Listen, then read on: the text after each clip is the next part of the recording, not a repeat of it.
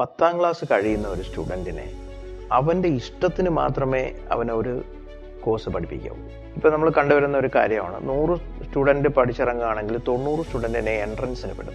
അതിനകത്ത് സംഭവിക്കുന്ന ഏറ്റവും വലിയ അപകടം എന്ന് പറയുന്നത്, ഈ സ്റ്റുഡൻറ്റിന് എന്താണ് ആഗ്രഹം, അല്ലെങ്കിൽ അവന് ലൈഫിൽ എന്താകണം, അവൻ്റെ ഇൻട്രസ്റ്റ് എന്താണ്, ഇതൊന്നും ആരും നോക്കാറില്ല. ഇത് എന്തുകൊണ്ട് ഞാൻ പറയുന്നതെന്ന് വെച്ചാൽ, ഞാൻ കഴിഞ്ഞ 15 വർഷമായിട്ട് കാണുന്നതാണ്. അത് കഴിഞ്ഞ ഒരു 5-6 വർഷമായിട്ട് അത് ഭയങ്കര കൂടുതലാണ്. ഇവിടെ പഠിക്കാൻ വരുന്ന ലോജിസ്റ്റിക് സപ്ലൈ ചെയിൻ പഠിക്കാൻ വരുന്ന 50% എബവ് സ്റ്റുഡൻസും എഞ്ചിനീയറിംഗിൽ സക്സസ് ആകാത്ത സ്റ്റുഡൻസ്, സയൻസ് പഠിച്ചിട്ട് സക്സസ് ആകാത്ത സ്റ്റുഡൻസ്, മാത്സ് എടുത്ത് പഠിച്ചിട്ട് സക്സസ് ആകാത്ത സ്റ്റുഡൻസ് ആണ്.